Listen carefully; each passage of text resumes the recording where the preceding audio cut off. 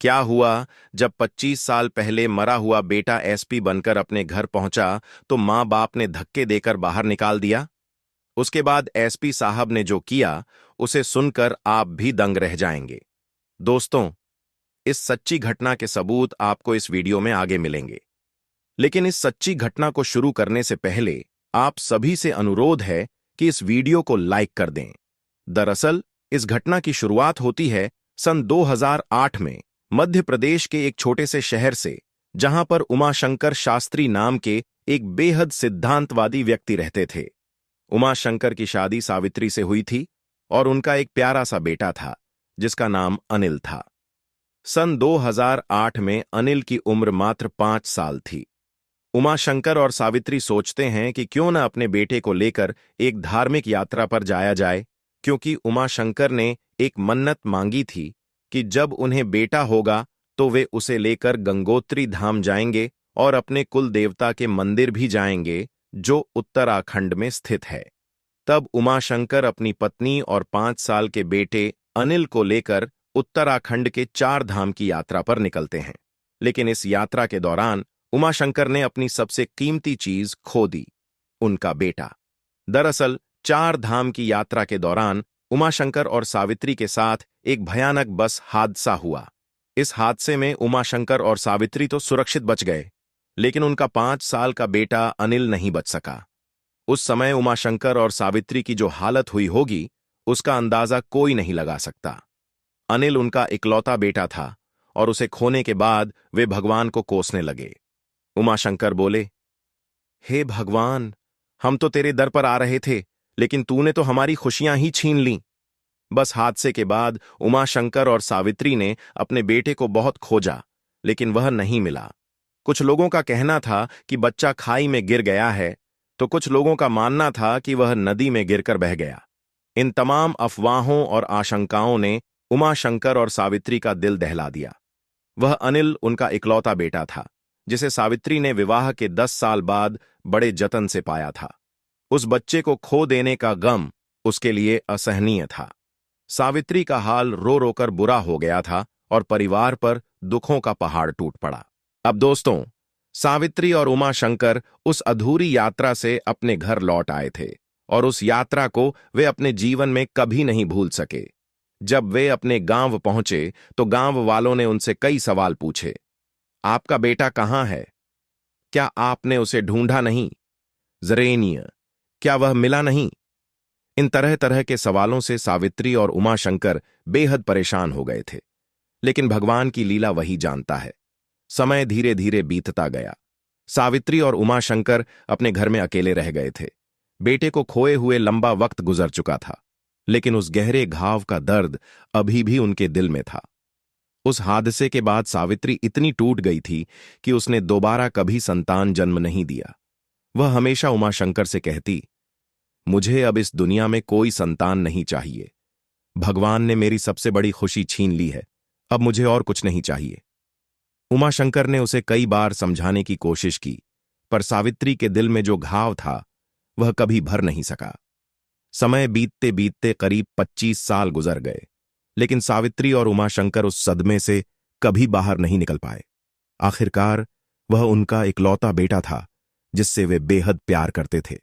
दोस्तों, एक मां बाप ही अपने बेटे से बिछड़ने का असली दर्द समझ सकते हैं। लेकिन कहते हैं ना, भगवान के घर देर है लेकिन अंधेर नहीं। उस हादसे के 25 साल बाद वही बेटा अनिल अपने मां बाप से मिलने उनके घर पहुंचा, और वह भी एएसपी पुलिस अधीक्षक बनकर। शायद आपको इस घटना पर यकीन ना हो, लेकिन यह मध्य प्रदेश की एक सच्ची घटना है।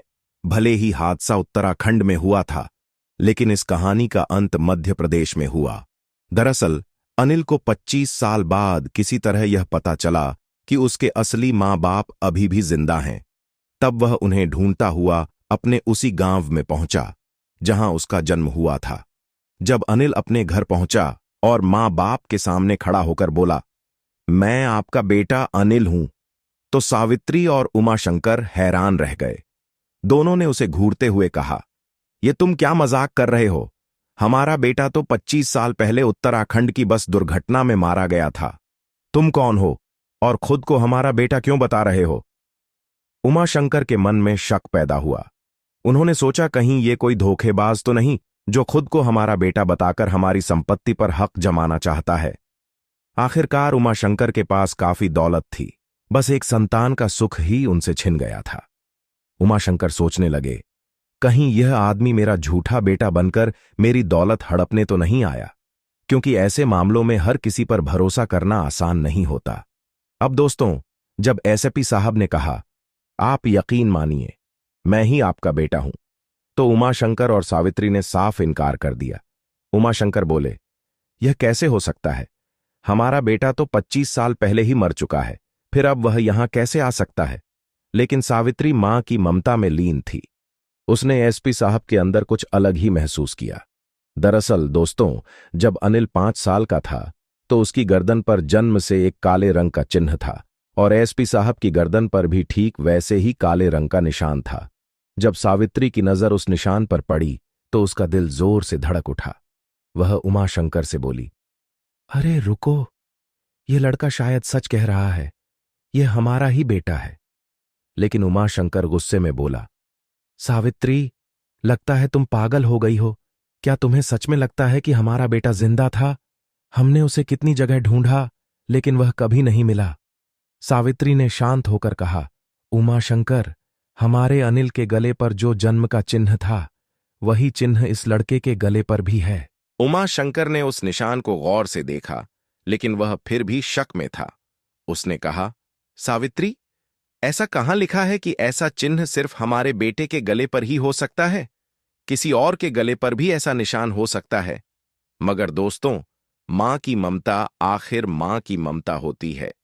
वह अपने बेटे को किसी न किसी तरह पहचान ही लेती है। सावित्री और उमाशंकर के बीच बहस तेज हो गई, लेकिन सावित्री अपनी बात पर अड़ी रही। यह मेरा बेटा ही है। एसपी साहब यह सब देखकर भावुक हो उठे और बोले, मां, पापा, मैं सच में आपका बेटा अनिल हूं। उमाशंकर ने गुस्से में पूछा, अगर तुम वाकई हमारे बेटे हो तो बताओ, उस दिन तुम्हारे साथ क्या हुआ था और तुम कैसे जिंदा बचे? अब अनिल यानी एसपी साहब ने पूरी घटना की सच्चाई बताई। दरअसल उस बस दुर्घटना में एक साधु महाराज भी सफर कर रहे थे। जब दुर्घटना हुई और मैं बस से नीचे गिर गया तो मेरा सिर एक पत्थर से टकराया और मैं बेहोश हो गया। उसी वक्त एक बड़ा पत्थर गिरा और मैं उसके नीचे दब गया। इसी वजह से कोई मुझे देख नहीं पाया। और फिर अनिल ने अपने माता पिता को पूरी कहानी बतानी शुरू की। उसने कहा, मां, पापा, जब वो बस दुर्घटना हुई थी तो मैं बेहोश होकर बस से नीचे गिर गया था। तभी एक साधु महाराज की नजर मुझ पर पड़ी। उन्होंने मुझे उस पत्थर के नीचे से निकाला और मेरी जान बचाई। जब मैं होश में आया तो साधु महाराज ने मुझसे कहा, बेटा, तुम्हारे घर वाले तो यहां से जा चुके हैं। अब मुझे नहीं पता कि तुम कहां से आए हो और तुम्हारे माता पिता कौन हैं। मां, पापा, उस वक्त मैं सिर्फ 5 साल का था और उस हादसे का झटका इतना गहरा था कि मेरी याददाश्त भी चली गई थी। मुझे कुछ भी याद नहीं था कि मैं कौन हूं और कहां से हूं। साधु महाराज ने मुझे अपनी झोपड़ी में रखा और मेरा इलाज किया। मगर वो कोई साधारण साधु नहीं थे। लोग कहते हैं कि वो साधु साक्षात भगवान का ही एक रूप थे। उन्होंने न सिर्फ मेरी जान बचाई बल्कि मुझे नया जीवन भी दिया। 1 साल तक उन्होंने मेरी देखभाल की, लेकिन फिर एक दिन उन्होंने मुझसे कहा, बेटा, साधु तो भटकते रहते हैं, कभी एक जगह टिकते नहीं। अगर तू मेरे साथ रहेगा तो तेरा भविष्य अधूरा रह जाएगा। इसके बाद उन्होंने मुझे एक अनाथ आश्रम में भेज दिया, जहां मैंने अपनी पढ़ाई शुरू की। शुरुआत में बहुत मुश्किलें आईं। कई बार बीमार पड़ा और हालत इतनी खराब हो गई कि आश्रम वालों को लगा कि मैं बचूंगा नहीं। लेकिन मां, शायद भगवान की मर्जी थी कि मैं जिंदा रहा। मैंने मन लगाकर पढ़ाई की और धीरे धीरे पुलिस सेवा में पहुंचा। मेरी मेहनत रंग लाई और मैं एसपी बन गया। लेकिन मां, पापा, मुझे आज तक यह नहीं पता था कि मेरे असली माता पिता कौन हैं। एक दिन जब मैं गाजियाबाद में एएसपी के पद पर कार्यरत था तो मेरे सरकारी आवास पर एक साधु महाराज आए। उन्होंने मुझे देखते ही कहा, बेटा, तुम अनाथ नहीं हो, तुम्हारे माता पिता अब भी जिंदा हैं। मैंने चौंक कर पूछा, महाराज, आपको कैसे पता? वो मुस्कराए और बोले, मुझे हर इंसान का अतीत और भविष्य दिखता है। तुम्हारे साथ बचपन में एक बड़ा हादसा हुआ था जिसमें तुम अपने परिवार से बिछड़ गए थे, लेकिन अब वक्त आ गया है कि तुम अपने असली घर लौटो। अब जो एएसपी साहब थे वह सोचने लगे कि शायद यह साधु महाराज पागल हैं या ऐसे ही बातें बना रहे हैं। एएसपी साहब साधु महाराज से कहते हैं, महाराज, अगर आपको दक्षिणा चाहिए तो सीधे कहिए, लेकिन ऐसी बेकार की बड़ी बड़ी बातें मत कीजिए। फिर एएसपी साहब साधु महाराज को 50 रुपये की दक्षिणा देकर कहते हैं, यह लीजिए महाराज, और अब मुझे अपना काम करने दीजिए। इस पर साधु महाराज बोले, तुम मेरा अपमान कर रहे हो। मैं तुम्हें सच बता रहा हूं कि तुम्हारे माता पिता आज भी जिंदा हैं और वे आज भी तुम्हारा इंतजार कर रहे हैं। एसपी साहब गुस्से में बोले, महाराज, अब बस कीजिए, आप मेरा मजाक उड़ा रहे हैं। जाइए और मुझे अपना काम करने दीजिए, वरना आपको जेल भेज दूंगा। लेकिन साधु महाराज शांत भाव से बोले, बेटा, तुम चाहे मुझे जेल में डाल दो या थप्पड़ मारो, लेकिन जो सच है वह मैं तुम्हें बता चुका हूं। यह कहकर साधु महाराज ने एसपी साहब के सिर पर हाथ रखा। तभी एसपी साहब 2 मिनट के लिए अपनी पुरानी जिंदगी में लौट गए। उन्होंने अपनी आंखों के सामने वह सब देख लिया जो साधु महाराज ने बताया था। जैसे ही एसपी साहब ने आंखें खोलीं, देखा कि साधु महाराज वहां से गायब हो चुके थे। यह कोई साधारण चमत्कार नहीं था। जब एसपी साहब अपने माता पिता को यह सब बता रहे थे तो उनके माता पिता को भी विश्वास होने लगा कि यह उनका ही बेटा है। सावित्री और उमाशंकर अनिल की बात सुनकर जोर जोर से रोने लगे और बोले, सावित्री, मैंने तुमसे कहा था कि भगवान के घर देर है लेकिन अंधेर नहीं। जो बस हादसा हुआ था उसमें सभी यात्रियों ने मान लिया था कि अनिल मर चुका है, परंतु सावित्री और उमाशंकर के दिल में हमेशा यह उम्मीद थी कि उनका बेटा जिंदा है। जब एसपी साहब ने अपने माता पिता को गले लगाया तो सभी की आंखों में आंसू थे।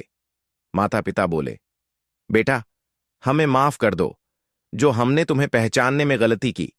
एसपी साहब मुस्कुराते हुए बोले, कोई बात नहीं, इतने वर्षों बाद कोई बेटा लौटेगा तो कोई भी माता पिता भ्रम में पड़ सकते हैं। जब यह खबर पूरे गांव में फैली तो सभी गांव वाले उमाशंकर और सावित्री को बधाई देने आए और बोले, तुम दोनों कितने भाग्यशाली हो जो भगवान ने तुम्हें तुम्हारा बेटा वापस लौटा दिया। उमाशंकर के घर में त्योहार जैसा माहौल बन गया।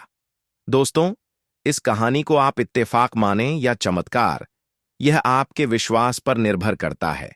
अगर आपको यह कहानी पसंद आई हो तो वीडियो को लाइक करें, चैनल को सब्सक्राइब करें और कमेंट बॉक्स में अपनी राय जरूर